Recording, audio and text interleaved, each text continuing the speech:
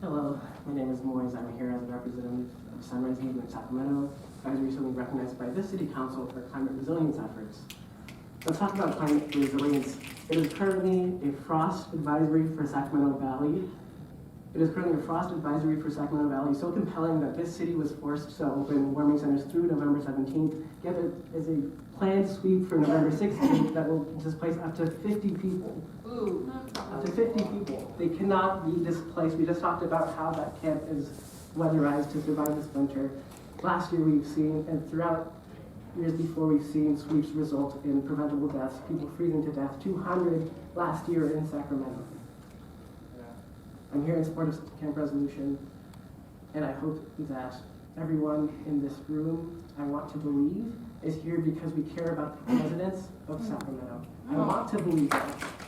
But why does the city currently have tags for removal on vehicles on Camp Resolution when I've been going through public records and have an active public records request with the city?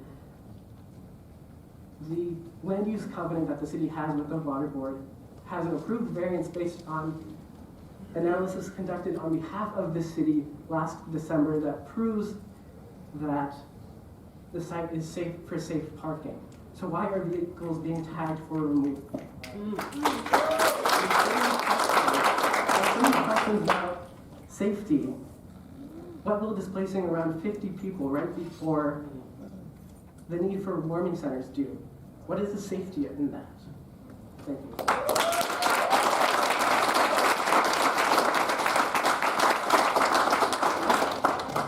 Williams and Shelley Williams.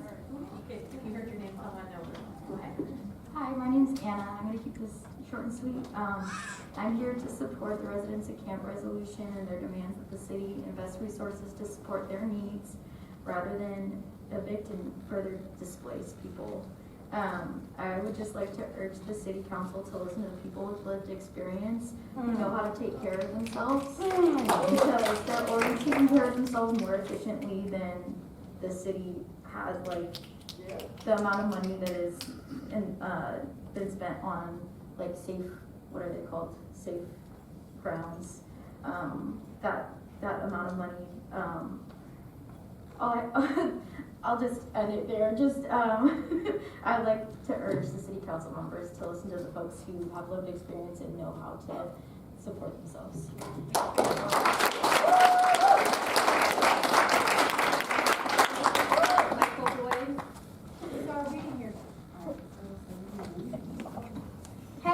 Hey, my name is Solomon. Camp Resolution. It is pretty good. Yeah. I'll know that for sure. And so. Destroyed. I would feel horrible if Camp Resolution was destroyed.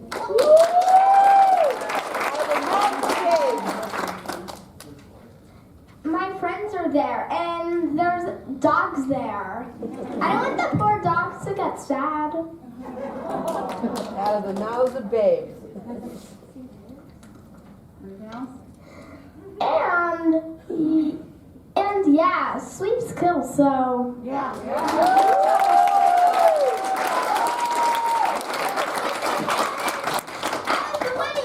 Indoctrinated, Jeff Harris. Remember me?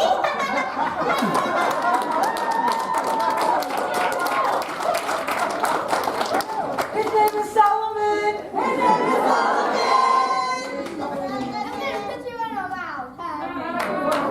Hang on every word, babe. All right. Oh, I'm sorry. Start the clock over for the second speaker. Go ahead. All right, I'm Shelley Williams, D2, and a good friend of Camp Resolution since day one. I want to give a shout out to our friends from the Wood Street encampment in Oakland who came here and they shared their experiences having their beautiful, vibrant, intentional community destroyed by the state. And unfortunately, that battle was lost, but we're here to tell you that we will win the war. The reason the folks from Wood Street rode their bicycles all the way from Oakland to Sacramento is because this is the power center of the wealthiest state in the U.S., and the 5th largest economy in the world. And all over, we're seeing the failures of this grotesquely wealthy state, the policy choices that would allow the interests of the few actually holding and controlling all of that wealth to dictate whether hundreds of thousands of us and millions on the brink, including me and my child, have a safe place to sleep at night. I was at that horrific April sweep that was paid for by homeless dollars. I heard promises made to 106 people that they could soon return once it was converted into a safe ground. I saw the utter lack of resources offered to people. I saw the trauma. I saw the panic attacks. I saw the terror inflicted by armed men with heavy machinery rolling over and trashing people's homes and belongings that they had no means to move. I saw you put them all on a list that has sat collecting dust for 6 months with no follow-up on the services offered. They could return. As someone who has brought drinking water to the city-sanctioned safe grounds, because despite spending $4,000 per month per head, some residents at times only had access to a hose. You don't have to worry about the people of Camp Resolution. You could definitely fund some services, you could definitely offer housing, but unless you're willing to go meet with them like they have asked you multiple times, really nicely and in many different ways. I called you 2 times, Shamolo, you ignored my calls. What they need, you need to leave them alone. Thank you.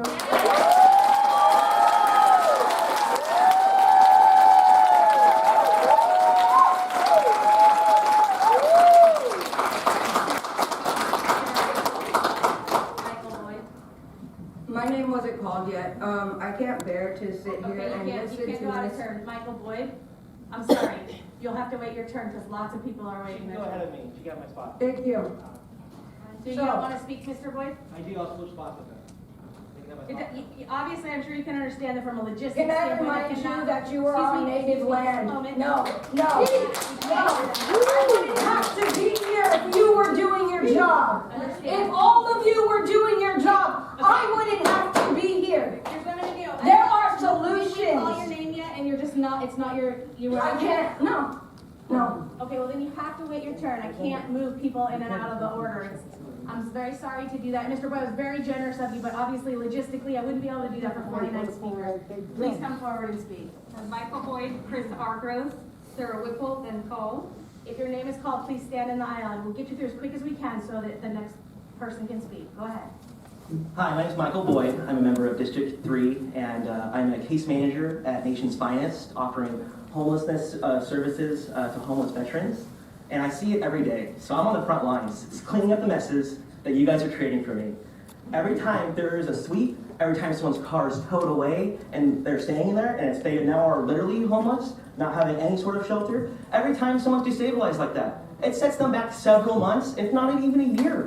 You know how hard it is to get social security documents? You know how hard it is to get your ID when you're homeless? Do you know how important these documents are to get your voucher through SHRA? These are institutional structural errors. You guys are making. So what I'm saying is, if these people are self-sustaining in their own community, and they're living in their own space that you promised that they could stay in, and then you take that away from them, you guys are the villains here. You guys are the ones creating the problems for my clients. You guys are the biggest barrier to their success. Policies that are being broken, to plans applied horridly, to the slow bureaucratic mess that is getting a voucher, getting any sort of services from DHA. They'll send you down a call line that you have to wait hours for. They do this on purpose so they don't get services. On purpose. And it kills people. People die out of this. This isn't a joke. This isn't something to laugh at. So when you go home and sleep with your own families, I want you to see how you would leave your spouse live in a shelter. How would that feel to you? How would that feel?